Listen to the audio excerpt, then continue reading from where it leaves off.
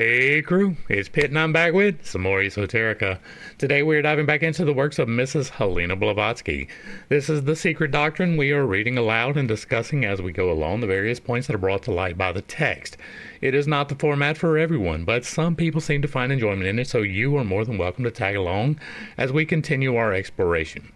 Before we begin, however, if you are unfamiliar with me, any of my unconventional beliefs, or if at any point in time I lose you in the terminology, there will be several playlists linked in the corner above, in the box down below, along with the original source material, so that you can get a better understanding of who I am and why I say the things I do. A particular note again today is almost certainly going to be the Infinite Integrations playlist, where I teach people how to do magic responsibly. With that being said, let us dive in and continue our exploration of the secret doctrine with Chaos Theos Kosmos. These three are the containment of space, or, as a learned Kabbalist has defined it, space, the all-containing uncontained, is the primary embodiment of simple unity, boundless extension. But he asks, footnote, on extension. New Aspects of Life by Henry Pratt, M.D. But he asks again, boundless extension of what? And makes the correct reply. The unknown container of all, the unknown first cause. This is the most correct definition and answer, most esoteric and true, from every aspect of occult teaching. Space, which, in their ignorance and iconoclastic tendency to destroy every philosophic idea of old, the modern wiseacres have proclaimed an abstract idea, and a void is, in reality, the container and the body of the universe with its 7 principles. It is a body of limitless extent, whose principles, in occult phraseology, each being in its turn a septenary, manifest in our phenomenal world only the grossest fabric of their subdivisions. No one has ever seen the elements in their fullness, the doctrine teaches. We have to search for our wisdom in the original expression of the primeval people and in their synonyms. Even the latest of them, the Jews, that's not the latest of them. The Islamic people would absolutely be the latest of them. They were a completely contrived religion based upon, in part, Judaism and Christianity, so they would be the latest of them. Show in their Kabbalistic teachings this idea, e.g., the 7-headed serpent of space called the Great Sea. In the beginning, the Elohim created the heavens and the earth. The 6, Sephiroth, they created 6. And on these, all things are based. And those 6 depend upon the 7 forms of the cranium, up to dignity of all dignities, Sephirah Dezanuta. See Part 2, Volume 2. Ancient Divisions and the Mystic Numbers. Now, once again, I have not studied the Kabbalah, right? We may get to that. I really actually doubt it because I do not place a great deal of faith in it. It is based upon shifting sands. Everything in the Old Testament is definitely some shifting sands, and if that is confusing, the unconventional Bible study. And so I don't know that we're ever going to get there. I plan on getting into some alchemy. I plan on getting into some astrology. I plan on getting into those things. And by necessity, we are going to have to touch upon the Kabbalah simply because so many of the people who did the alchemy work rely upon the Kabbalah, right? Even if it's not that great of a source. There are definitely things in there that can be relevant. There's a lot of things that are extraneous that don't seem to be necessary, so I'm not entirely sure we will get there. But I want to point out that I personally don't deal with the Kabbalah. The things that I have done, the manipulation of the electromagnetics, that is completely devoid of the Kabbalah. Back to the text. Now, wind, air, and spirit have ever been synonymous with every nation. Pneuma, spirit, and anemos, the wind, with the Greeks. Spiritus and ventus with the Latins were convertible terms even if dissociated from the original idea of the breath of life. In the forces of science, we see but the material effect of the spiritual effect of one or the other of the 4 primordial elements, transmitted to us by the fourth race, as we shall transmit ether, or rather the gross subdivision of it, in its fullness to the sixth root race. This is explained in the text of this and the following book. Chaos is called senseless by the ancients because it represented and contained in itself, chaos and space being synonymous, all the elements in their rudimentary undifferentiated state. And once again, I am also going to point out that I hold that the entirety of the universe is made up of plasma, both active and inactive. That plasma being the Holy Spirit, and it is literally every single atom in existence and all of the space between those atoms. Plasma has an active state and an inactive state. The inactive state is mostly invisible, but the active state you can see. It is fire, it is lightning, and that plasmic exchange that happens there, the changing of the now into the next in a visible manner. That to me is going to be both space, plasma, the Holy Spirit, and the electromagnetic forces of creation, all of them being synonyms to me. And ether, right? The next we're coming up on ether, so. They made of ether, the fifth element, the synthesis of the other four, for the ether of the Greek philosophers is not the dregs, of which indeed they knew more. Now, to me, once again, the ether would have to be the first element. It is the primary source, right? The earth is formed out of plasma. The air is formed out of plasma. Water is formed out of plasma. Fire is literally plasma in action. And so, for me, the ether or plasma are going to be the primary and not the fifth, right? It doesn't come on the backside. It is the beginning. Of which, indeed, they knew more than science does now, which are rightly enough supposed to act as an agent for many forces that manifest on Earth. Their ether was the akasa of the Hindus. The ether, accepted in physics, is but one of its subdivisions. On our plane, the astral light of the Kabbalists with all its evil as well as good effects. On account of the essence of ether, or the unseen space, being held divine as the supposed veil of deity, it was regarded as the medium between this life and the next one. And that I agree with. Right? The ancients considered that when the directing active intelligences, the gods, retired from any portion of ether in our space, the four realms which they superintend, then that particular place was left in the possession of evil, so called by reason of the absence of the good from it.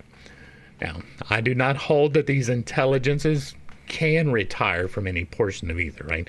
If there are intelligences, I mean, we're kicking it back to the theory of spiritual evolution. You begin at the singular point of the atom and it ends at the entities.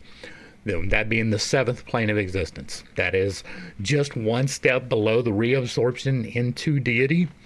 And if those forces exist, which I do believe they do, that is speculation, but I believe it because of an experience, I do believe that they are there until the end, right? They may have gotten there at the beginning of this period, right? This period can be separated. There can be the breathing in and breathing out. We just don't have the evidence thereof. So when I disagree with that, it is for that reason.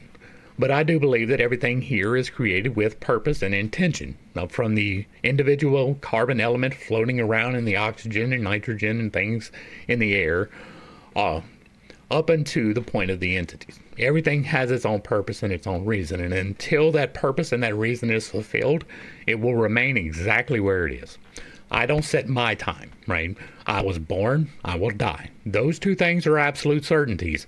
I did not pick the time that I was born, and I will not pick the time that I die. Not at least not consciously on this level of existence, the fifth plane.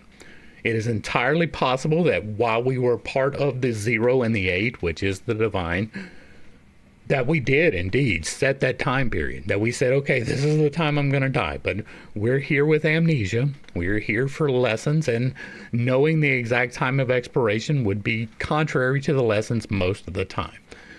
And so everything is created for a purpose, up to and including all of the entities on the seventh plane of existence. So I don't believe that they can retire from any portion of ether in our space.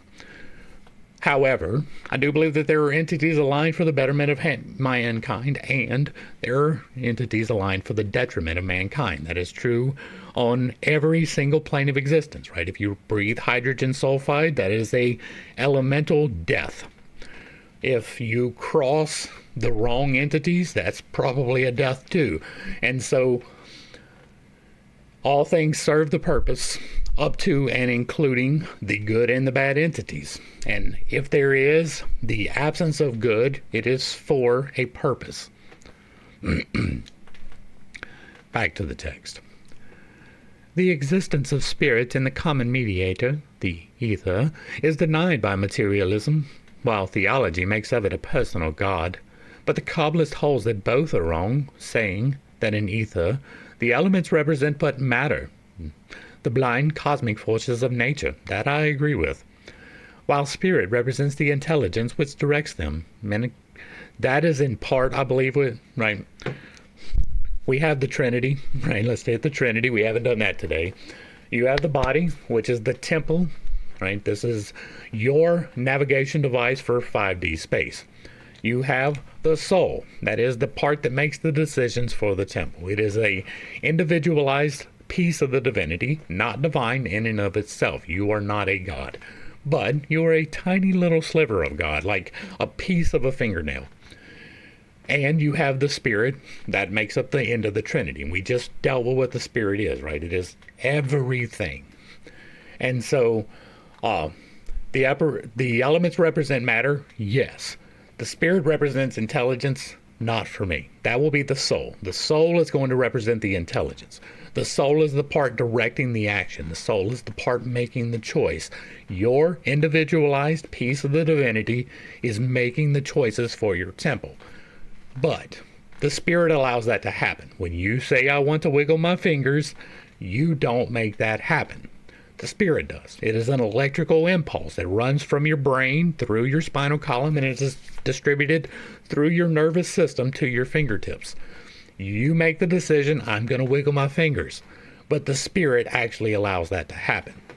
And so the spirit is not, in my estimation, acting upon intelligence. There is a driving force. There is an intelligence behind it. But that is going to be the soul. Now, I also believe in the assaultment of other things than human, so I'm a little bit weird about that, right? I do believe that the singular point, the individualized carbons, while they do not have the same thought patterns that we do, have purpose and intention, and a small, like infinitesimally small bit of self-direction, right? They are striving to be the best carbon or the best hydrogen or the best oxygen, but sometimes they come together and they form molecular bonds. That, I believe, is at least in part directed by an intelligence. That may be their intelligence, it may be our intelligence, it may be a greater intelligence than us, but I do believe it is intelligence driven. And so I attribute it to them because all of the rest of the planes of existence have their own autonomy to the degree at which it is allowed, right? The first plane of existence being the singular point, the second plane of existence being plants. Plants don't make a whole lot of decisions, but they do make some, right? They grow up and they sway and they turn their leaves in the direction they need to do. And yes, that is not even quite instinctual according to common science, but I do believe that there is again an intelligence behind it. That is true for every single plane of existence. There is a small investment of the divine in every material thing. All right. The Arian, Hermetic, Orphic, and Pythagorean cosmogonical doctrines, as well as those of Sanchoniathon and Berosus, are all based upon one irrefutable formula, vis-a-vis that the ether and chaos, or, in the Platonic language, mind and matter, were the two primeval and eternal principles of the universe, utterly independent of anything else. The former was the all-vivifying intellectual principle, the chaos, a shapeless liquid principle, without form or sense, from the union of which two sprung into existence, the universe, or rather the universal world, the first androgynous deity, the chaotic matter becoming its body, and ether its soul. According to the phraseology of a fragment of Hermias, chaos, from this union with spirit, obtaining sense, shone with pleasure, and thus was produced the protogonos, the firstborn light. Footnote. Damascus in the Theogony calls it dis, the disposer of all things. Corey, Ancient Fragments, page 314. This is the universal trinity, based on the metaphysical conceptions of the ancients, who, reasoning by analogy, made of man, who is a compound of intellect and matter, the microcosm of the macrocosm, or great universe. Intellect and matter, right? Soul and body. Nature abhors vacuum, say the peripatetics, who comprehend, perhaps, though materialist in their way, why Democritus, with his instructor Leucippus, taught that the first principles of all things contained in the universe were atoms and a vacuum. The latter means simply latent deity or force, which, before its first manifestation, when it became will, communicating the first impulse to these atoms, was the great nothingness, An Sof, or no thing, was, therefore, to every sense, a void or chaos. That chaos, however, became the soul of the world, according to Plato and the Pythagoreans.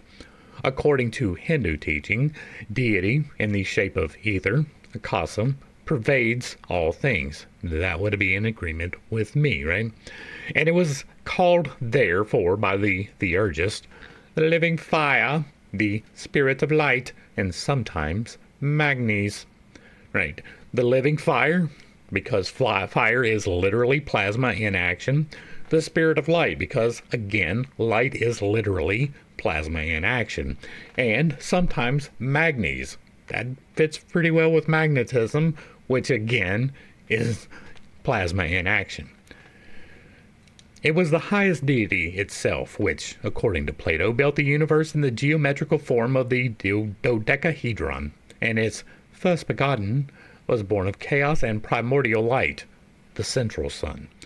This firstborn, however, was only the aggregate of the host of the builders, the first constructive forces, who were called in ancient cosmogonies the ancients, born of the deep, or chaos, and the first point.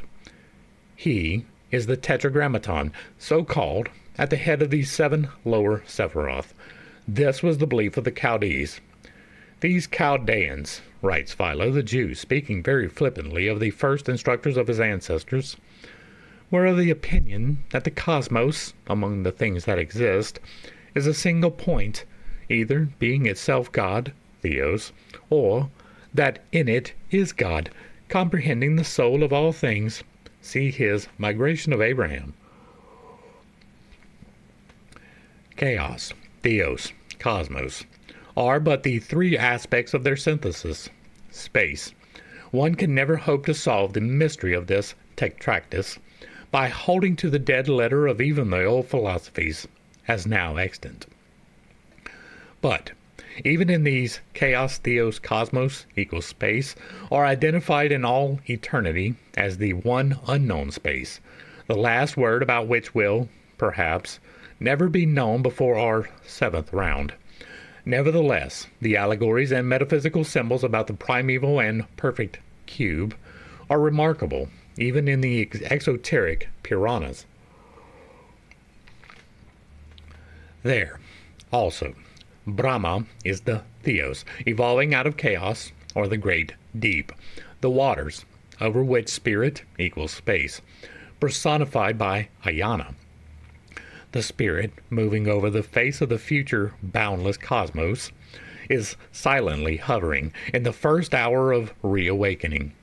It is also Vishnu, sleeping on the Ananta Sesha, the great serpent of eternity, of which Western theology, ignorant of the Kabbalah, the only key that opens the secrets of the Bible, has made the devil. It is the first triangle, or the Pythagorean triad, the God of the three aspects, before it is transformed through its perfect quadrature of the infinite circle into the full-faced Brahma. Of him who is and yet is not, from the not being, eternal cause, is born the being Purusha, says Manu, the legislator. In Isis Unveiled, it is said that we have dealt with Isis Unveiled. We read it in its entirety as we are doing here. In the Egyptian mythology, Knef, the eternal unrevealed God, is represented by a snake emblem of eternity encircling a water urn with its head hovering over the waters, which it incubates with its breath. In this case, the serpent is the agatho-demon, the good spirit. In its opposite aspect, it is the cacodemon, the bad one.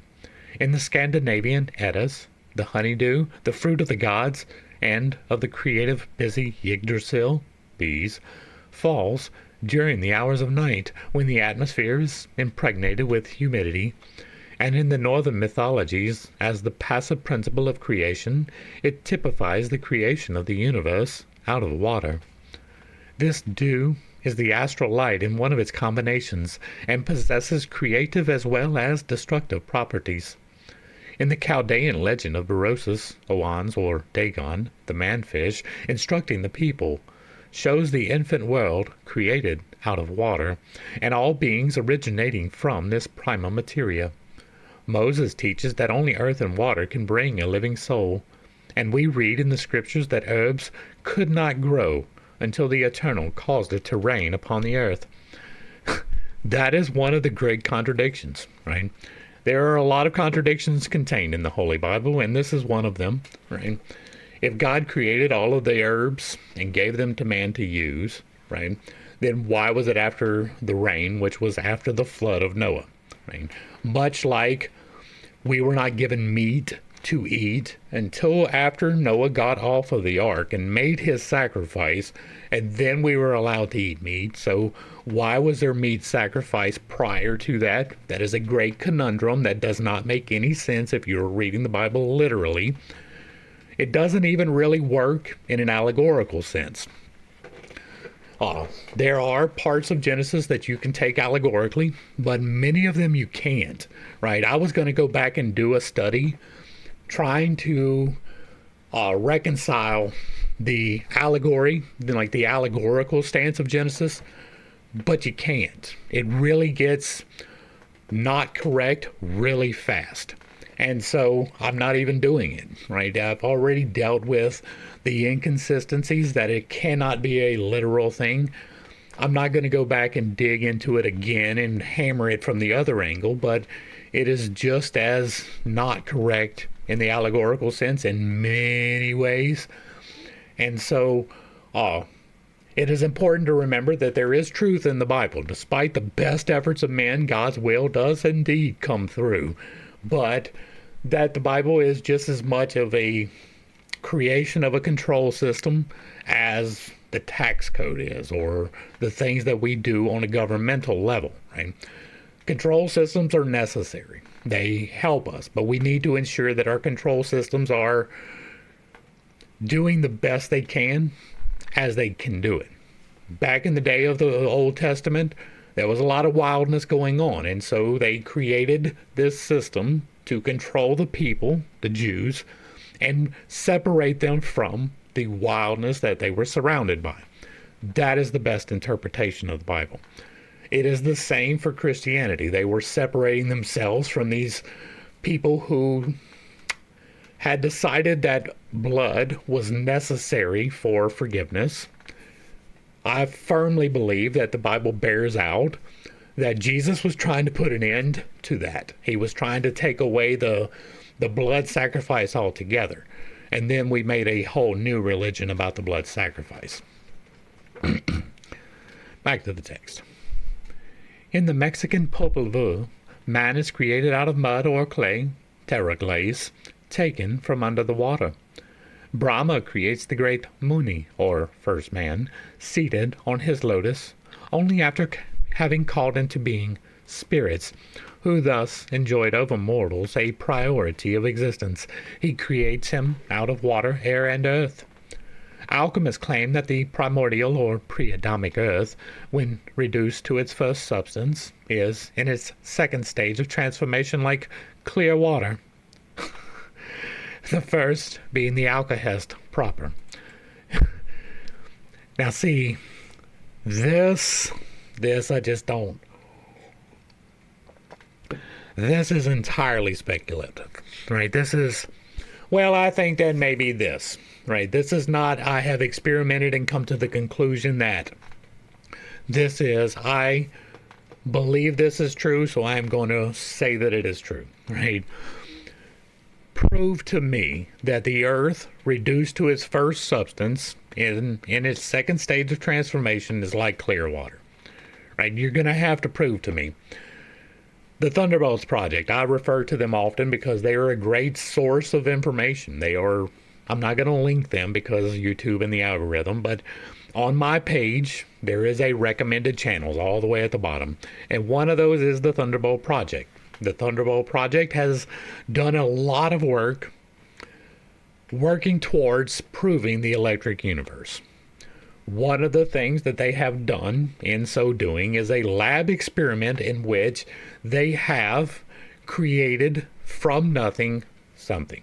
Now, of course, that is not nothing, right? It is the raw elements being formed into a thing. They do that through plasma. They have replicated the formation of the planets. Now, not to scale, obviously, but in a micro scale, they have done that. It went straight to Earth. There was no clear water. So, to me, this is going to be incorrect, right? We have evidentiary proof that of what is most probably going to be how the planet was formed. I'm not going to go as far as to say the universe, because that is a whole different definition, scope, and scale. But here on this planet, they've done a really good job of proving how it could be done, if not how it was done. And there was no clear water. Right? That's the point. Where we are now and where she was then, this was 1888. This was a long time ago. And we have proceeded a great deal since then. We now have the periodic table. We have split the elements. We have cars. They did not. At this point in time, I'm not even sure that there was a working prototype of the gas-powered engine, much less like the full application that we have now, and definitely no jet propulsion or any of those things that we were able to do. So the understanding was less. That does not mean that I am correct. It means that we have more information to work upon, and my guess is probably a little closer to correct than hers was. And that's not to cast shade on her. She was doing the best she could with the information she had, trying desperately to make it all fit together into a preconceived notion of what is true.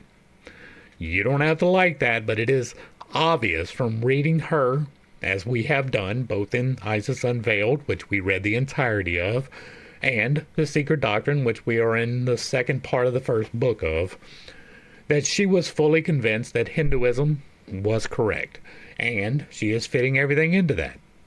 That is what we do, right? I have my own theory. I am reading these things. I am trying to fit these things into my theory, or my theory into these things, and to make them work. And I point out where they do and where they don't. Right? I could be wrong. That is the key to hold on to for all of it. Always remain correctable. This primordial substance is said to contain within itself the essence of all that goes to make up man. It has not only all the elements of its physical being, but even the breath of life itself in a latent state, ready to be awakened. This it derives from the incubation of the Spirit of God upon the face of the waters. Chaos. In fact, this substance is chaos itself. Now, if this is, right, let's speculate for a minute. If it is the breath of life in a latent state ready to be awakened, and we are pulled from the mud under the waters, how would that go about happening? Would it be a plasmic discharge? Would there be an active state of plasma interrupting the inactive state of plasma and causing radical change within something? That is well within the bounds of possibility. We have experimentally, again, proven that electricity can do things that we did not understand. There is what is called dark oxygen. If you're unaware of this is a fairly recent development. Deep within the ocean, as far as we have explored, we have found free-floating oxygen, not contained inside of the water.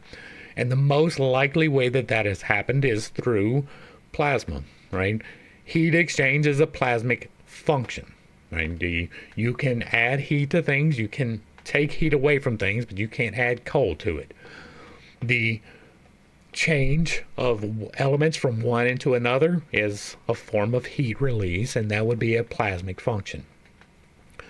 The heat from the magma being deep in the waters have separated it into individual oxygen and hydrogen. But at one point, it was firmly believed that only plants could have that happen, right? We understood that there was a lot of oxygen coming from the water, but it was mostly from the understanding of the science due to plankton and things along that nature.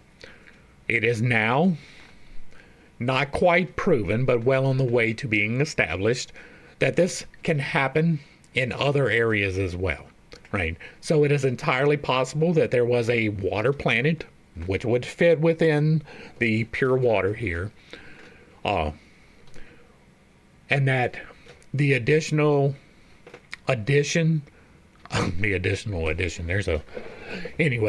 extra plasma formed more change. And so it is entirely possible that there was a catalyst, maybe, in the area, maybe, say the 12,000 year disaster cycle, which would allow that plasma to happen or the activation of the plasma to happen in such a way that it would be possible for spontaneous mutative growth. Right? We have at Chernobyl, for example, there are rapid genetic mutations in a few of the animals, but most notably in the wolves. We have done studies on this one that have allowed the rapid mutations that we do not see in nature occurring naturally. Nuclear fission, again, is a plasmic function. It is a change from one substance into another, and there's a release of energy. That energy being heat and radioaction, and that radioactivity being the driving force of these genetic mutations. And they're not like cancer, but, beneficial. It is entirely possible that something similar to that happened in the last round and changed us from a more primitive state into the state that we are. That is more likely than some alien came from somewhere else and changed us into what we are, even though that is still a possibility that we have not disproven. The RH positive and negative is a wild rabbit hole to go down. If you have not been down that particular one, I would recommend it. Find out why we have the rhesus. That's interesting. And it is entirely possible that this is attributed to, right? If there were we were existent in a more primitive state, say that we couldn't speak or something along those natures, but we're existing more along the lines of the Neanderthal or something along those natures. And there was a catalyst that came into the solar system that caused a worldwide plasmic discharge. The radioactivity that came off of that could indeed create the spontaneous evolving that we attribute to time and selection now, right? Darwin's theory does not hold up. Microevolution is a thing, macroevolution not so much. Unless there is a great catalyst for change, right? Unless there is something that we are not accounting for in the current models, that doesn't really work. You don't go from a gorilla to a human for no reason, right? There is no reason to shed any of the body hair from your skin. There's no reason for the multitude of variation that we have within our species, unless there is a catalyst for change. To me, that catalyst for change is going to be plasma. That doesn't mean I am correct. It is mere speculation, but it is fairly well founded in science, right? It is grounded in science. From this, it was that Paracelsus claimed to be able to make his homunculi, and this is why Thales, the great natural philosopher, maintained that water was the principle of all things in nature. Footnote. With the Greeks, the river gods, all of them sons of the primeval ocean, Chaos in its masculine aspect, were the respective ancestors of the Hellenic races. For them, the ocean was the father of the gods, and thus they had anticipated in this connection the theories of Thales, as rightly observed by Aristotle. Job says in chapter 26:5 that dead things are formed from under the waters and inhabitants thereof. In the original text, instead of dead things, it is written dead Rephaim, giants or mighty primitive men, from whom evolution may one day trace our present race. That is a possibility, but again, it is speculative. All of the evidence of giants has mysteriously disappeared once it got into the hands of either the Catholic Church or the Smithsonian. Somehow, all of the things that they got just poofed. It is one of those miracles. In the primordial state of the creation, says Polier's Mythology de Indus, the rudimental universe, submerged in water, reposed on the bosom of Vishnu, sprung from this chaos and darkness. Brahma, the architect of the world, poised on a lotus leaf, floated, moved, upon the waters, unable to discern anything but water and darkness. Perceiving such a dismal state of things, Brahma soliloquizes in consternation. Who am I? Whence came I? Then he hears a voice. Footnote. The spirit or hidden voice of the mantras, the active manifestation of the latent force or occult potency. Direct your thoughts to Bhagavat. Brahma, rising from his natatory position, seats himself upon the lotus in an attitude of contemplation, and reflects upon the Eternal, who, pleased with this evidence of piety, disperses the primeval darkness, and opens his understanding. After this, Brahma issues from the universal egg, infinite chaos, as light, for his understanding is now opened, and he sets himself to work. He moves on the eternal waters with the Spirit of God within himself, and in his capacity of mover over the waters, he is Vishnu, or Narayana. This is esoteric, of course, yet in its main idea as identical as possible with the Egyptian cosmogony, which shows in its opening sentences, Athor, footnote, orthography of the archaic dictionary, or Mother Night, which represents illimitable darkness, as the primeval element which covers the infinite abyss, animated by water and the universal spirit of the eternal, dwelling alone in the chaos. Similarly, in the Jewish scriptures, the history of the creation opens with the Spirit of God and his creative emanation, another deity. And again, I disagree with that. We do not mean the current or accepted Bible, but the real Jewish one, now explained Kabbalistically. Okay, so it is definitely not what is said in Genesis. So we've dealt with that already in this study. So the Zohar teaches that it is the primordial elements, the trinity of fire, air, and water, the four cardinal points in all the forces of nature, which form collectively the voice of the will, Memrab, or the Word, the logos of the absolute silent all. The indivisible point, limitless and unknowable, spreads itself over the endless space, and thus forms a veil, the Mulu Prakriti of Parabrahman, which conceals this absolute point, vide infra. In the cosmogonies of all the nations, it is the architects, synthesized by demiurgos, in the Bible the Elohim, who fashion cosmos out of chaos, and who are the collective theos, male, female, spirit, and matter. By a series, Yom, of foundations, Hasoth, the Elohim caused earth and heaven to be. Genesis 2:4.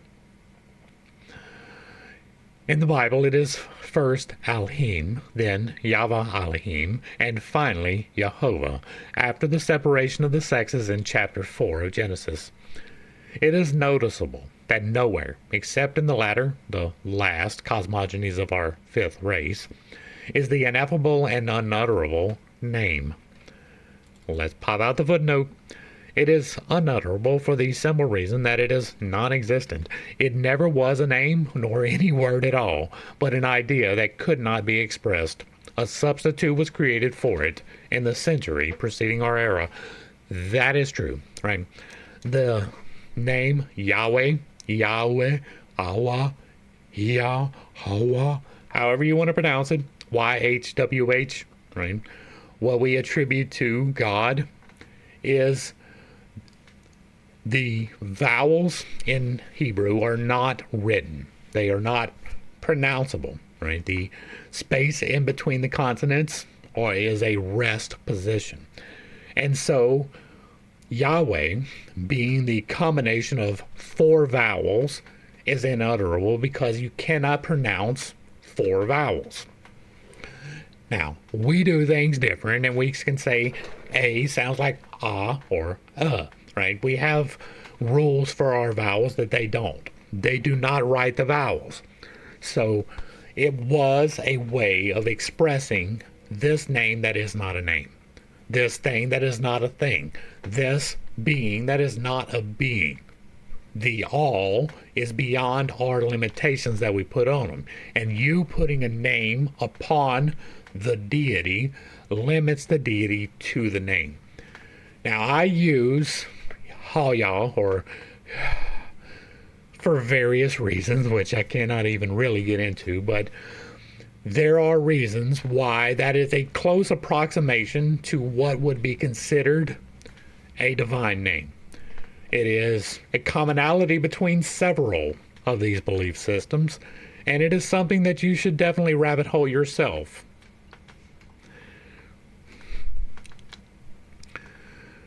The ineffable and unutterable name. The symbol of the unknown deity, which was used only in the mysteries, used in connection with the creation of the universe.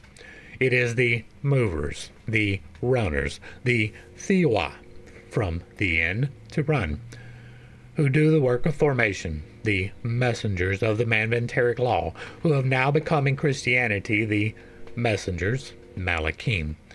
And it seems the same in Hinduism or early Brahmanism, for it is not Brahma who creates in the Rig Veda, but the Prajapati, the lords of being, who are the rishis.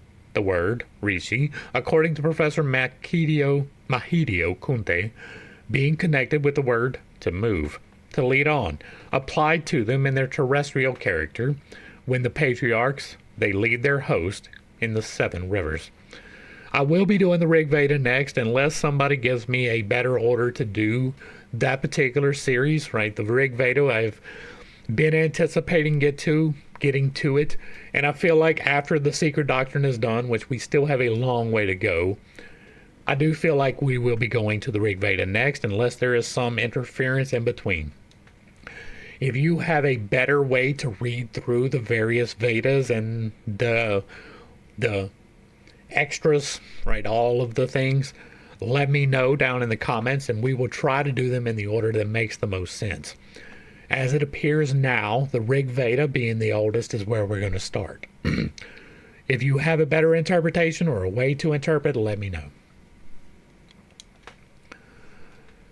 Moreover, the very word God in the singular, embracing all the gods, or theos, from theoi, came to the superior civilized nations from a strange source, one entirely and as preeminently phallic as the sincere, open-spoken lingam of India.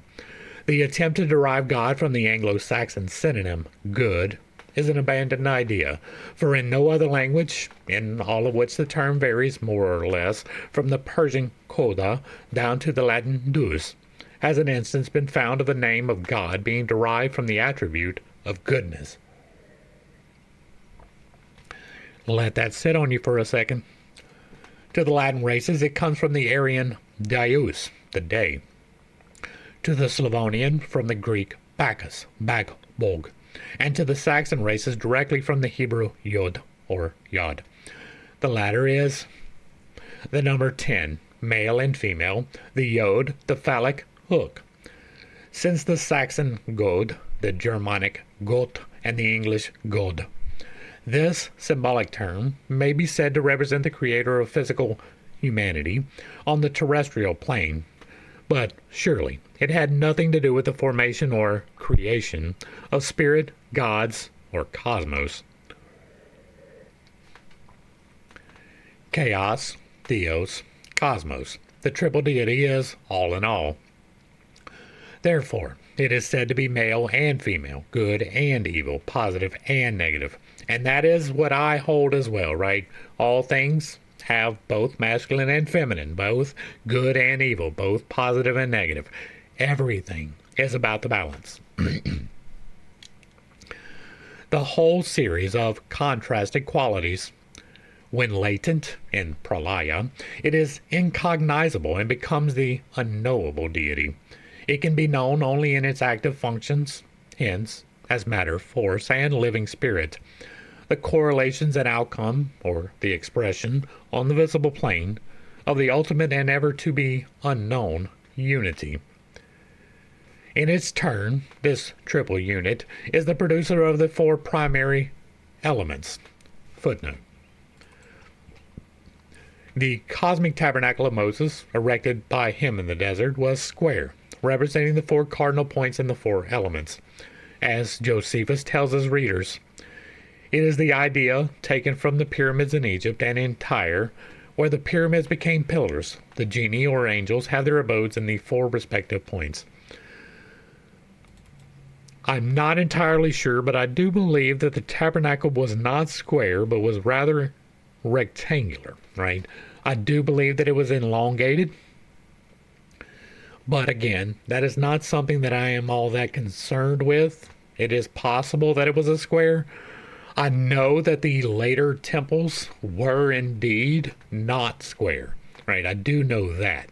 I'm not as sure about the tabernacle, but I'm pretty sure that it went in accordance with this just as much as the temples did.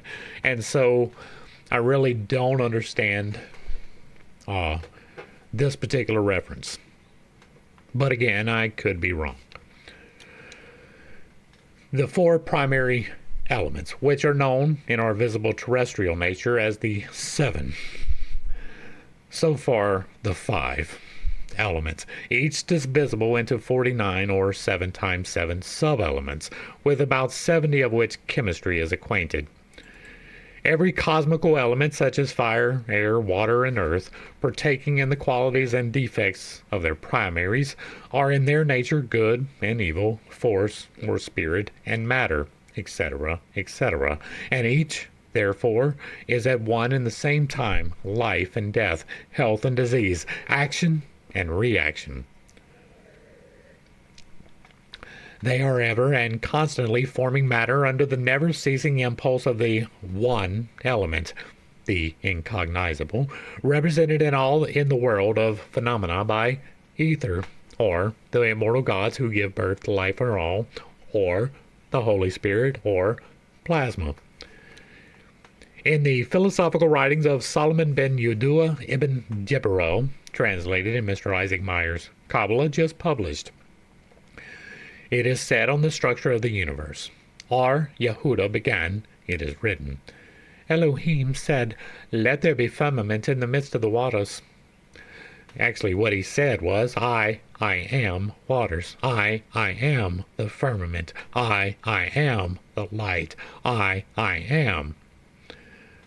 Come, see, at that time that the Holy created the world, He created 7 heavens above, 7 earths below, 7 seas, 7 days, 7 rivers, 7 weeks, 7 years, 7 times, and 7,000 years that the world has been.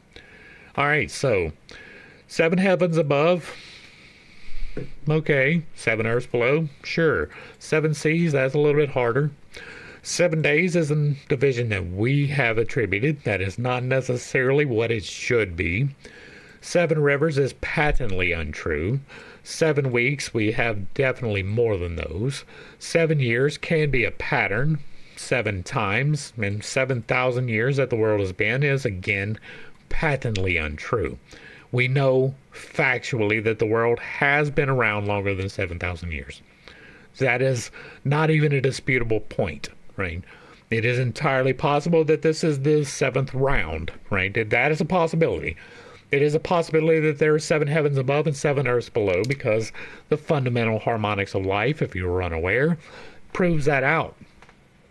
There are 7 divisions below your feet, starting at the core, going to the inner mantle, the outer mantle, the continental crust. Like, there are 7 divisions.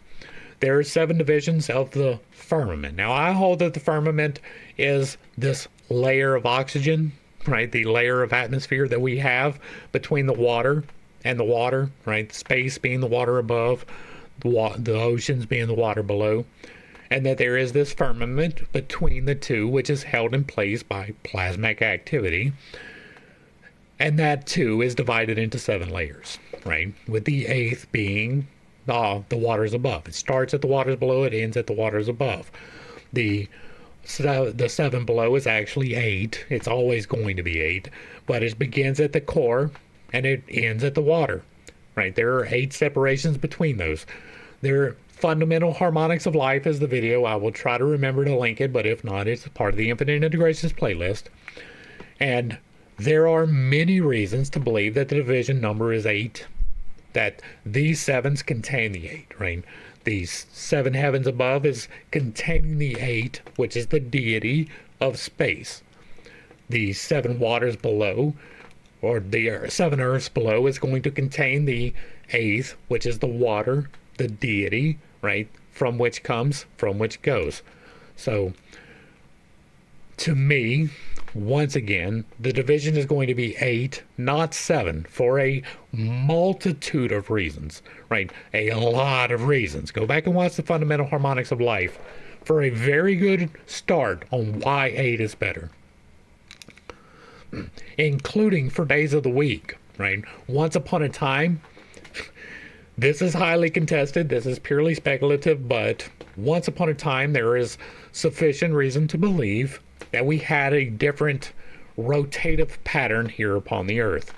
There was a point in time which it is recorded that the earth kind of stood still for a while. That is in the Bible, but it is recorded in other places as well in the same time period. What is entirely likely to have happened, if you are unfamiliar with the 12,000 year disaster cycle, I believe that there is going to be a sign in the sky. We will look up and we will see in the sky this thing that makes everybody go and be very fucking afraid. It will be the abomination, which should not be there, which causeth desolation, which is worldwide fear. We will all be able to see it equally. There will be no doubt about what it is. But what I believe that it is the catalyst that I was talking about earlier. That it is going to come to such a location that it will help to facilitate a plasmic discharge. There is sufficient reason to believe that the sun will discharge, and if this catalyst does indeed come down, it's like putting a welding rod in the right place, right? You can have a welding rod hooked up, grounded to the iron, and if you don't touch it in the right way, it's not going to spark off. Now, if you touch it in the wrong way, it will spark off and not do anything productive. But if you do it in exactly the right way, you create welds. This catalyst is like the welding rod. It is coming in and it will facilitate the discharge from the earth or from the sun to the earth. In my estimation, according to my speculation, which is not based entirely out of my ass. And so, I do believe that this is going to happen. When it comes, it will cause change. Hopefully that made sense. If not, let me know and I'll try and get a little bit better. But the 12,000 year disaster cycle and the fundamental harmonics of life will probably get you there. Both of those are part of the Infinite Integrations playlist. Like, I can only put 5 links up there, and 4 of those are going to be playlist every time. I only get to put up one individual, right? So it's either going to be the 12,000 year disaster cycle, or it's going to be the fundamental harmonics of life. One of those will be linked. I'm not sure which yet. Probably the fundamental harmonics. This, besides showing a strange identity with the cosmogony of the Puranas, Vishnu, Purana Book 1, corroborates with regards to number 7 all of our teachings as briefly given in esoteric Buddhism. Now this is another one that I think I need to get into, and I'm unsure whether I should do esoteric Buddhism before the Rig Veda or after the Rig Veda. Y'all let me know your opinions on that. I'm assuming that you know, right? So, this is a very eclectic topic, and if you are this far in, you probably know at least a little bit about some of this. The Hindus have an endless series of allegories to express this idea. In the primordial chaos, before it became developed into the 7 oceans, Sapta Samudra, emblematical of the 7 gunas, conditioned qualities, composed of trigunas, sattva, rajas, and tamas, see Puranas, lie latent both amrita, immortality, and visha, poison, death, evil. This allegory is found in the churning of the ocean by the gods. Amrita is beyond any guna, for it is unconditioned, per se, yet when fallen into the phenomenal creation, it got mixed up with evil, chaos, with latent theos in it, and before cosmos was involved.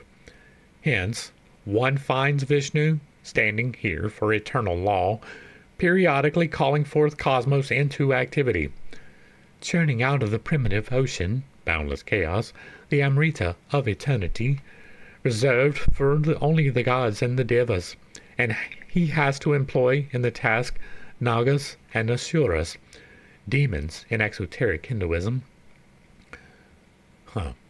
The whole allegory is highly philosophical, and we find it repeated in every philosophical system. Plato, having fully embraced the ideas of Pythagoras, who had brought them from India, compiled and published them in a form more intelligible than the mysterious numerals of the Greek sage. Thus, the cosmos is the sun, with Plato having for his father and mother the divine thought and matter. Footnote. That's one. Okay. Plutarch, Isis, and Osiris. The Egyptians, says Dunlap, with another footnote, as says the spirit of history of man, distinguish between an older and younger Horus, the former the brother of Osiris, the latter the son of Osiris and Isis. The first is the idea of the world remaining in the demiurgic mind, born in darkness before the creation of the world. The second Horus is this idea, going forth from the Logos, becoming clothed with matter and assuming an actual existence. Footnote. Movers, Phoenizer. The mundane God, eternal, boundless, young and old, of winding form. Footnote. Corey, fragments. Say the Chaldean oracles. This winding form is a figure to express the vibratory motion of the astral light. And okay, now this can represent that, but it can represent that catalyst coming in. The winding form is a figure to express the vibratory motion of the astral light, with which the ancient priests were perfectly well acquainted, though its name was invented by the Martinists. Now, cosmolatry has the finger of scorn pointed at its superstitions by modern science, which ought, however, as advised by a French savant, before laughing at it, to remodel entirely its own system of cosmo-pneumatological education. Satis eloquente sepatie parvum. Cosmolatry, like pantheism, may be made to yield in its ultimate expression the words applied to Vishnu. He is the ideal cause of the potencies to be created in the work of creation, and from him proceed the potencies to be created after they have become the real cause. Save that one ideal cause, there is no other to which the world can be referred. Through the potency of that cause, every created thing comes by its proper nature. Original Sanskrit text, Part 4. And that is going to bring us to the end of this particular section.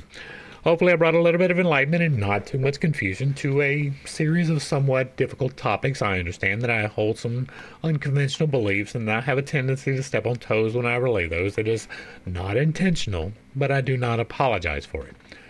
I am here to explain as best I can the various things that are brought to light by the text.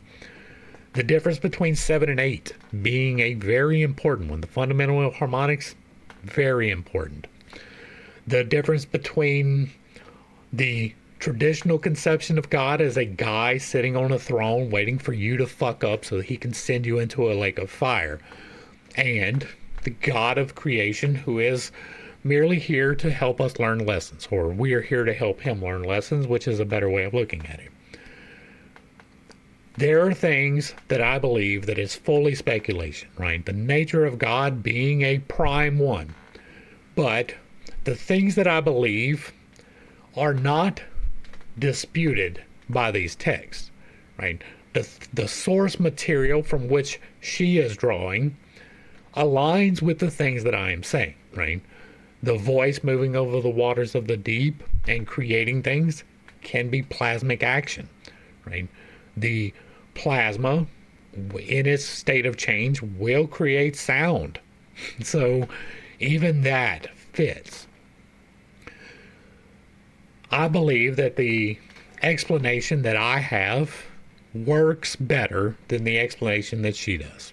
I don't care how old the belief is. If it doesn't quite work, there's something else to be figured out about it. And if it is not replicable in a very meaningful way with the most simplicity possible, right? The things that I tell you to do, you can do by yourself in a room, simply by taking the time and the dedication to do them. You don't need any ceremonies. You don't need any tools. You don't need anything external to do anything that I have instructed anyone to be able to do. The manipulation of the electromagnetic harmonics of creation, that is all internal. Now, I have tools. I use stones. You can see back here, I've got all kinds of stones on this shelf behind me. I've got a whole bowl full of them. I use the stones. I focus energy through the stones. I clarify energy through the stones. But they are tools. They do absolutely nothing by themselves. The same is true for any sigil that you draw upon the ground. The same is true for any invocation that you speak out of your mouth. They do nothing without you investing the energy into them. And if you do not have a full understanding of what you are doing and you are investing your energy in it, it's probably going to backfire on you. If you pick up the Necromonicon and you go and you randomly draw any of the sigils contained within there, I don't know that there's demons that will appear, but there will probably be a repercussion. Especially if you do not intimately understand what every single line that you are drawing means and correctly intentionate them, right? Intentionate the word I am creating. It is putting your intention into the action. When you draw the circle, if you are not intending to encapsulate all things, that's probably going to be the wrong intention, and it is probably going to have the wrong outcome. When you draw the pentacle or the six-pointed star, if you do not have the correct, you're probably going to do it wrong. And doing it wrong is probably going to cause a great deal of trouble. It may not be immediately evident. It may take a little while to catch up because that's just how it works. But it is probably going to be there. Now, if you know, you fully understand, and you are using these things, it's probably a good tool. I'm not going to tell you that you can't use any tool, but they hold no power by themselves. And I don't trust a tool, right? The cleansing that I do using these various stones, that is me focusing my energy And this just helps me to understand where to focus it and how to focus it. It doesn't necessarily do the focusing itself. It can. I don't fully understand all of those mechanics. I haven't been doing it that long. I do know that it works. I do know that if I take this third eye stone, this is a throat. Blue is the throat. And this stone in particular is the throat. I do know that if I push the energy through that stone, it clarifies in a way which yields benefits for my throat. If you've been watching for any point of time, you know what I'm talking about.